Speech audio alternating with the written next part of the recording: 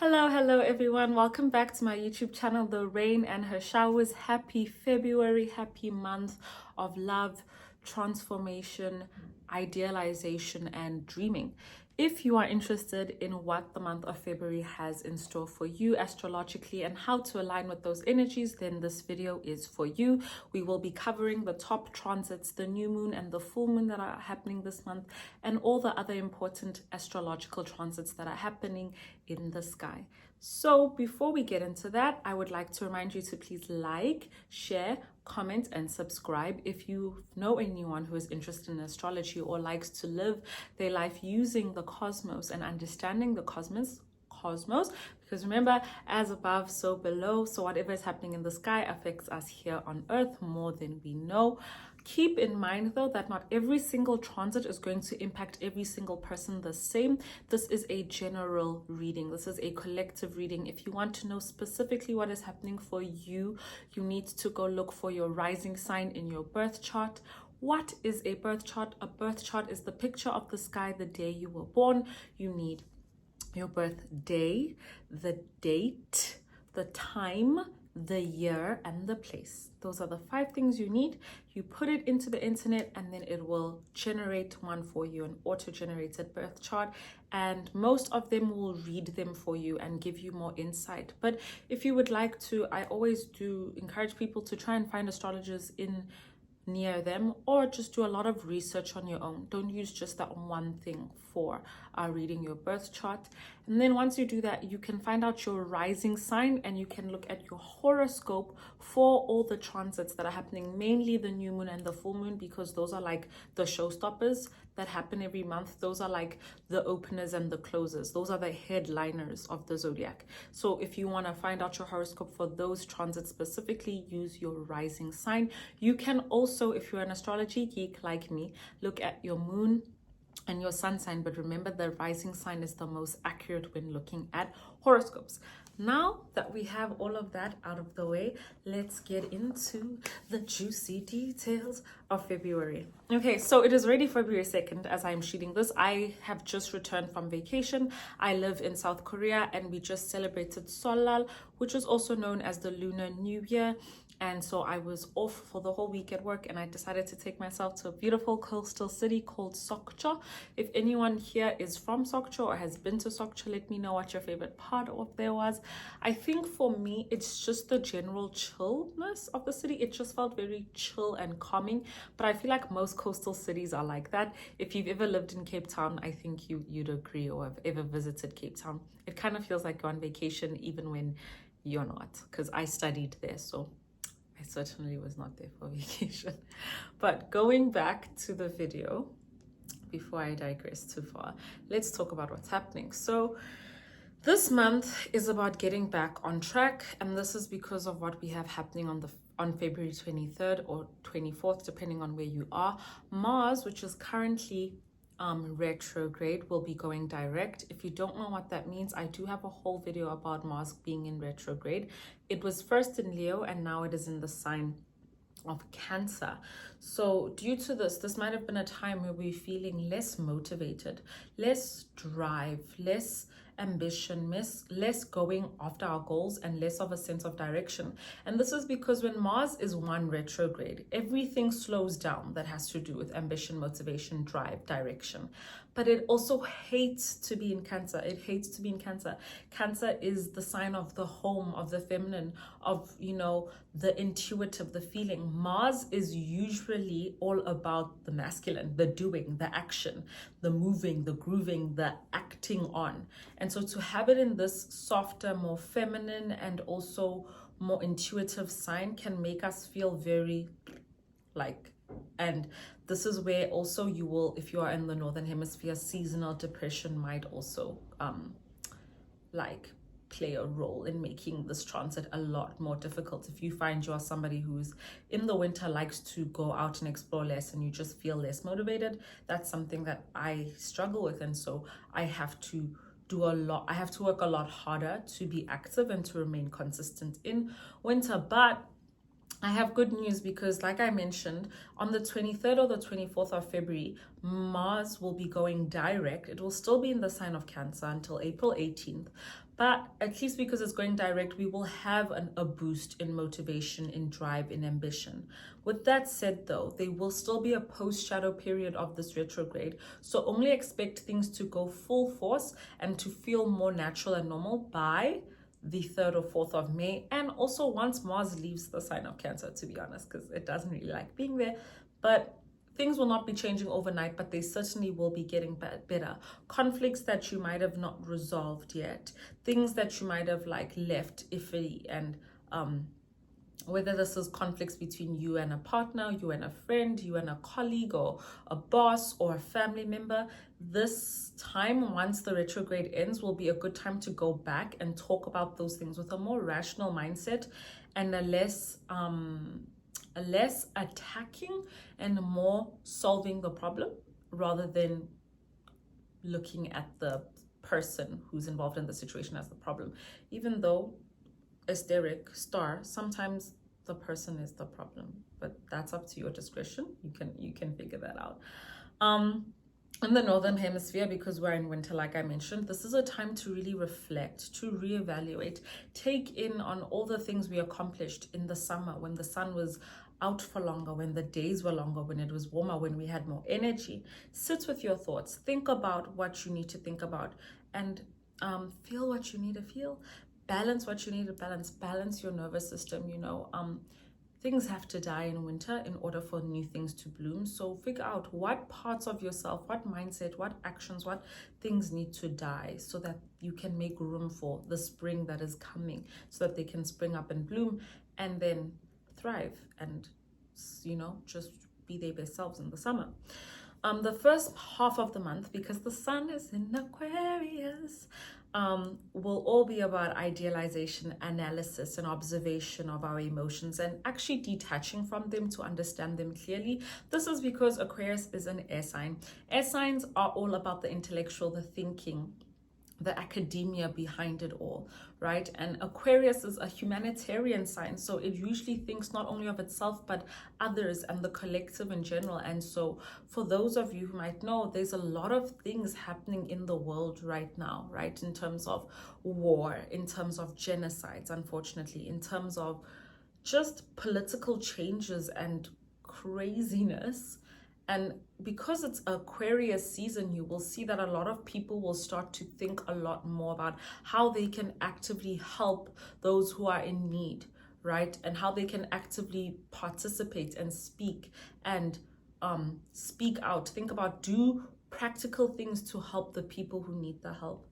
And that will be seen a lot in the first half of this month until the 17th of February, because both Mercury and the Sun will be in Aquarius. So a lot of our conversations will be around these things. A lot of the things we think about will be about these things. That's because the Sun rules the personality, the ego.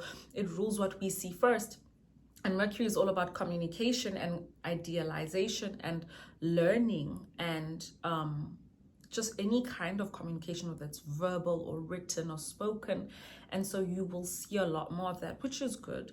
I have an Aquarius Mercury and an Aquarius Sun, and so I feel very in line with the energies that are happening now, because I think at some point in my life I would also like to be a historian, but that's just, let's keep going.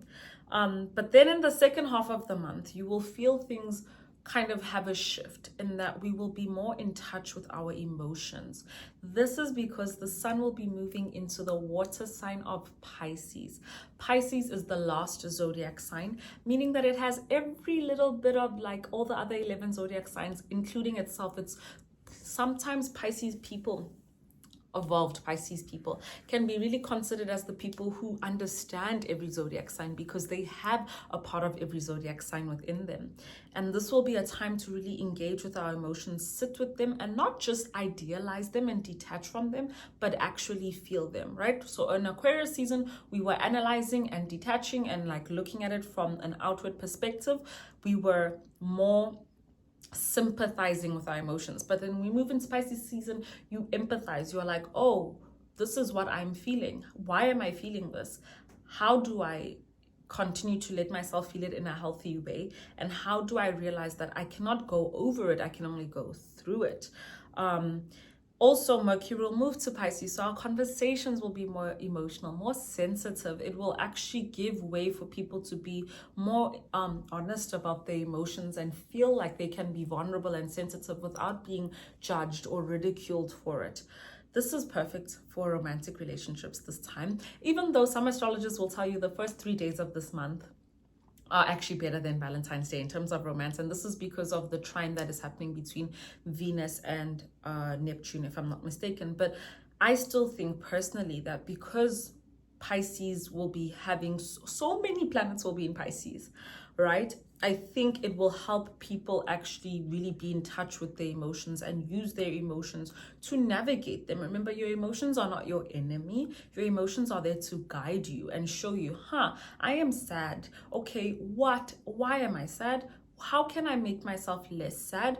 And why do I feel the sadness? What is behind that? And keep in mind, guys, I am an Aquarius, so I do more often than not idealize and detach from my emotions more than I feel them. And so I think this will also be a good time for me as somebody who's getting older. I'm turning 24 this coming Saturday. My aunt's birthday is tomorrow and she passed away, and I think I haven't given myself enough time to like really sit with that. And so I think this month will be good for people like us who really idealize their emotions rather than just letting ourselves feel them. Pisces is a sign about creativity, dreaming, and because it's a water sign, like I said, we will really be more sensitive with ourselves and others. It's a good time to tap into your heart, into your dreams and your subconscious mind, right? Pisces is ruled by Neptune, the planet of dreams and creativity. With that said, like I said, so many planets are going to be in Pisces. It's really important to stay grounded, to use the Uranus and Taurus to keep us grounded, because the sun will be in Pisces, right? So our immediate thoughts and our actions are going to be very daydreamy. We're going to be very like idealizing. Next, Mercury will be in Pisces, so we'll be even more creative with our like conversations. We'll feel things more deeply, but it's also important to not take things personally, because water signs are so emotional. It's very important to not take on every single person's emotion. Be able to recognize projection when it's projection. And then we will also have Neptune in Pisces. Neptune is the planet of dreams. Like I said, we will have Saturn in Pisces. This is the planet of discipline, of structure, of transformation, water, movement, flow. So all of this water energy going on is great for our sensitivity and really getting in touch with ourselves, but it's also important that we don't idealize to a fault. J. Cole has a song called Changes, and he says you can dream but don't neglect the execution, right? So in all the dreaming that you're doing with all the Pisces energy in the second half of this month, from the 14th until we go into March, remember the importance of execution. Okay, it's a good time to meditate. I have not done that myself in a while, and I think I need to get back into it. I think I do it like once every 2 weeks, and daily meditations are really advised right now, especially with everything that is happening in the world. The world can feel so uncertain and so unsafe. And meditation helps us ground ourselves and really sit within ourselves beyond our physical, like beyond the 3D, and tap into the 4D, the 5D, the 6D, the 7D, our spiritual selves, right? And for those of us who are spiritual, you do know that you are more than this body, right? You are a soul, you are a spirit, and this body is just an avatar that helps you experience this dimension, which is the 3D. That's a whole other conversation. I hope that made sense to the people who might not know what I'm talking about. Meditation is also good because it helps us reduce stress, anxiety, and overthinking. And with Mercury in Aquarius, an air sign, that can happen quite a lot. So noted. Okay, then we will have the full moon on the 13th of February. I will make a separate video about that. But know that this full moon might be a little bit disruptive, baby. It might be a little shaky. And this is because Uranus in Taurus will be squaring, the moon will be squaring Uranus in Taurus. And this Leo is all about the sun and being seen, but in this case, it's also going to talk about political leaders and basically how the sun, which will be literally in Aquarius, which was all about humanitarian, versus the moon, which will be in Leo, which is really more about the self and like taking care of the self and shining. With this square with Uranus and Taurus, where Uranus is also another planet a little bit similar to Saturn, all about discipline. All of that, a square transit is usually like tension. You will see probably the people fighting those in leadership, mainly politicians, right? So it'll be a little shaky around that time, but I will do a video closer to the time about how it's affecting us on a collective level and a personal level. And then going order, 4th of February, Venus goes into Aries. I'm a Venus in Aries. So what that means is that this will be a time to enjoy your freedom, to do things that make you happy, and to have healthy competition, right? A little bit of competition is good. As long as you remember what my mom always told me, you want to beat the version of yourself you were yesterday. You should be your only competition. But with that said, it's also good to have people to look up to and be like, hey, I want to get there one day or be better. Healthy though. Then Jupiter goes direct in Gemini, so this is good because now another planet is going straight and out of retrograde. Jupiter is the planet of expansion. Gemini is the planet all about communication, learning. It's also an air sign, and so it's very playful and happy and mutable. It goes with the flow, right? So this will be a good time to do all of those things and expand in those things. And if you want to see how this transit will affect you, look at where Jupiter is in your birth chart and look at your rising sign to find out what you need to look for specifically. 9th of February, we have a Cazimi. So this is Cazimi. This is a word in Arabic, okay? And this word means, just give me a second. It means it in the heart of the sun. So a Cazimi is when the sun and another planet are in the same sign and 1 degree apart. So they're almost like aligning with each other. They're very close within 1 degree. And this only lasts for a day or a few hours, and this will be the 9th of February. And because it will be Aquarius sun with a Mercury in Aquarius, this will be a lot of Aquarius themes will be like highlighted and uplifted. We will have mental clarity. We will see things for what they are. And it's a good day to use your mind to analyze problems or issues that you might have been dealing with. For those of you who work in the field of science and information and AI, or just really the technologies and the sciences, this is also a good day for you, for those of you who might have projects or just work aligning in that. On the same day, Mars retrograde in Cancer will trine Uranus, will trine Saturn in Taurus. Remember, a trine is always a good thing. So all of the damage that was happening with this Mars in Cancer retrograde, that's been happening since last year. Here are some things that you can slowly start to fix. Remember, they will only feel fully fixed and okay after the post-shadow period, which is around the 3rd or the 4th of May. Then we will have the 25th of February, Mercury will conjunct Saturn in Pisces. Remember, Mercury will also be in Pisces and Saturn will be in Pisces. You might feel like it's a boring day. You want to do things that you want to do other things, but you have to do these things. And you might feel slow and there might be resistance in anything that has to do with communication or education. But just remember, this is just for that day.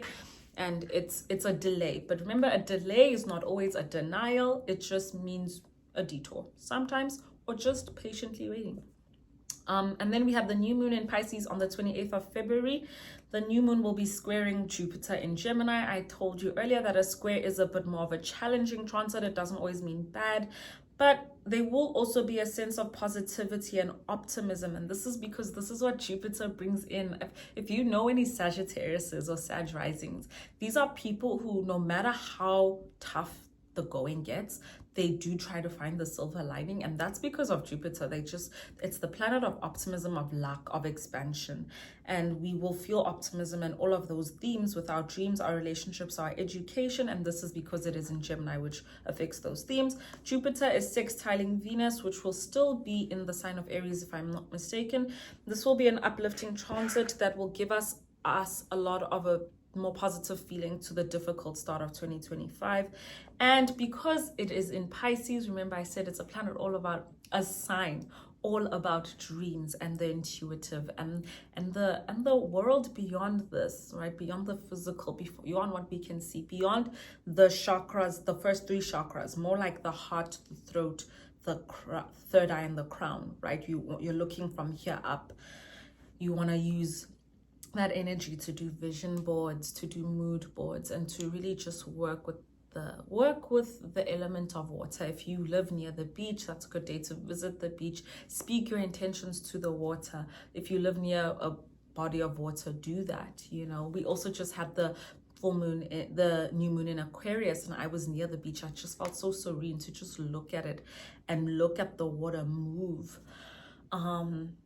This is so random, and I didn't even expect to speak about this in this video, but I will bring it up. If any of you watch The Good Place, there is a scene in The Good Place where Chidi and Eleanor, this is a spoiler alert, so if you're watching it, just click to the end of the video. Thank you so much for watching. Love and light, and I love to see you guys and spend time with you. Okay, click to the end, like wait for the outro. Okay, for those who are staying.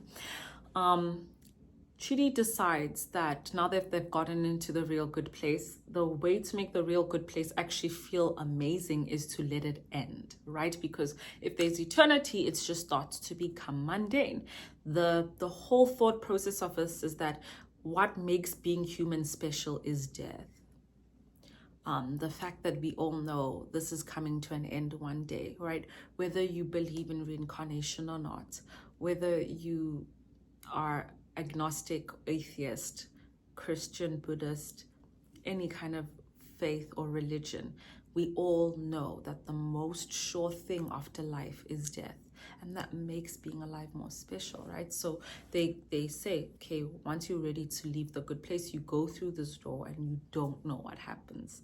That makes it more human again, after being alive here on earth. So Chidi is sitting there, and the woman he's in love with, Eleanor, is like, tell me something to make me feel okay about you going. And he goes, have you ever seen a wave? It's there. You can measure its height, its width. You can measure its distance. And it's there 1 second, and then it crashes onto the shore and it's gone. The wave itself is gone, but it goes back into the water where it returns. What will become of that water, we don't know, but we just know that it still is. Right? I just want you to really sit and think about that, and that's a Buddhist quote, if I'm not mistaken. If I haven't looked it up, that's directly from the show. I watched the last episode yesterday, and I found that so beautiful, to be like, you know what? We don't always know, but we are all part of this collective. We are infinite, and even though human life is finite, our souls and our beings aren't. We will go to another dimension, to another place when our time on earth is done. And the wave, our human life might be over, but our essence continues. And I thought of that now because I am going to have a bit of a difficult February. I'm grieving someone who was like my mother. I love her, and I always will. But that quote reminds me that, you know, in a way, she will always live on. And this is because, well, I'm her niece, and I share the same blood as her. And so when I have kids, they will be an entity of myself and my partner, but they will also have my mom and my dad. But having my mom means having my mom's sister. And so we're just like this continuous thing. Sorry guys, sometimes my brain be spazzing, and I don't remember why I thought this quote was relevant, but I'm pretty sure it was. Just remember that we're eternal and we're infinite, but that also shouldn't be an excuse to not live the best of our ability or live our lives to the fullest while we still can. I'll leave you with my favorite quote, which is, go out and live your life in love, because there is so much more to love than to fear. Thank you so much for spending this time with me. I will see you guys again for the full moon reading. And there's some interesting stuff coming up soon that I'm planning, but I'm not going to speak too much on it because it's still in its creative phase. It's still in its feminine phase. It's in the womb. And so I cannot count my chickens before they hatch. You know, I'm gonna let it grow. I'm gonna be pregnant with this idea for a while before I let it give birth and share it with all of you. Anyway, thank you so much and have a lovely rest of whatever day or time of day you are watching this video. Remember, it's relevant for the whole of February, so you can always come back to it any time of the month this month. Okay, annyeong.